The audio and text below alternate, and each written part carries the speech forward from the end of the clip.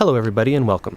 My name is Derek Neal. I'm the executive producer here at Maximum Games, and I'm excited today to be able to bring you this sneak peek into our upcoming action-adventure title, Extinction.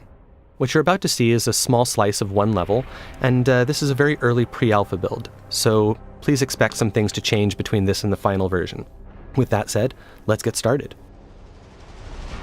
Extinction takes place in a lush, vibrant fantasy world, full of painterly textures and bright, rich colors. But this world has come under siege by an organized army of massive otherworldly invaders known as the Reveni, who have begun systematically eradicating humanity off the face of the planet. You play as Avil, one of the last of the Sentinels, a legendary group of warriors with the skills and tools necessary in order to take down these massive foes. The gameplay in Extinction emphasizes high-speed traversal around the environment.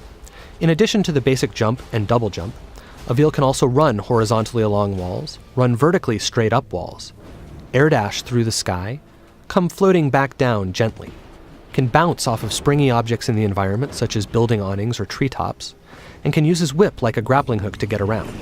When he does this, time slows down, giving him time to plan his next move and make split-second decisions. Of course, Avil's ultimate goal is to save as much of humanity as possible. He needs to protect them from the constant onslaught of the ogres and their minions. He does this by engaging them in real-time, skill-based combat. In addition to his series of regular strikes, he can also execute powerful AoEs, launch enemies into the sky, slam them back down to the ground, cancel his attacks into rune strikes for massive damage, and cancel his attacks into dodges in order to evade his opponent's strikes. Of course, the star of the show is Avil's combat with the ogres.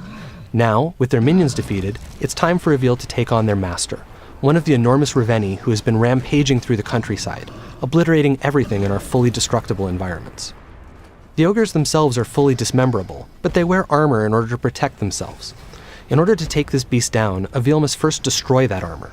This is done via a powerful charged-up rune strike. Once the armor is destroyed, Avil can then dismember the limb underneath.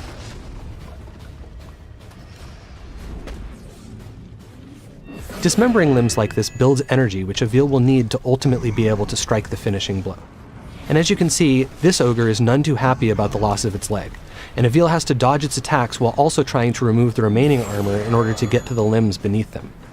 This is an extremely dangerous situation to be in because if any of these blows actually manages to hit Avil, it will be death in a single hit. Having now absorbed enough power and weakened the ogre sufficiently, Avil is now ready to go ahead and strike the finishing blow. Using the traversal options we showed off earlier, Avil is able to climb up the ogre's back, take out its helmet, and deliver the coup de grace.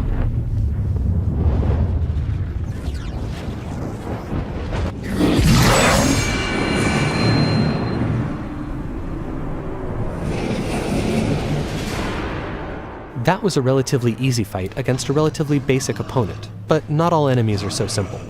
Depending on what armor, weapons, and abilities they have, each ogre presents its own unique challenges, and requires different strategies and tactics to take down. Here, we have an example of an ogre decked out in gold armor. This armor does open up some new traversal options for Avil, but as you can see, it's also much harder to remove. Each piece is protected by multiple latches that must be destroyed in order to remove it. 4 of them on each leg piece, and 2 on each arm piece.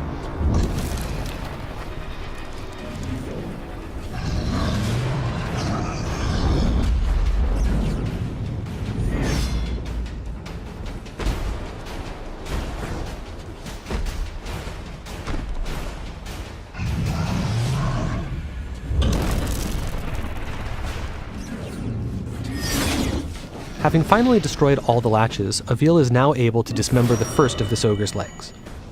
Moving on to the arms, however, is now much more difficult, as they are constantly moving, making it hard to target those tiny latches. Avil must dodge the ogre's attacks and their minions' attacks while doing this.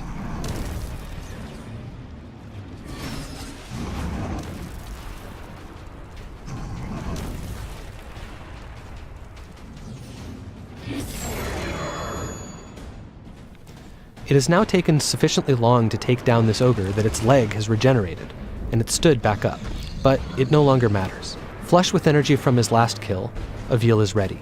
He climbs up the back of the ogre and is presented with one final challenge, staying up there long enough to take out its remaining armor. First, he removes the helmet, and then the collar.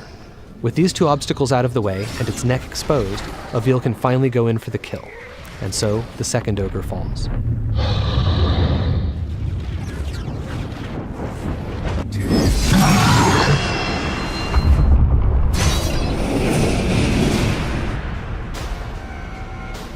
As I said before, this was just a short glimpse into some early pre-alpha gameplay, and there's much more to come.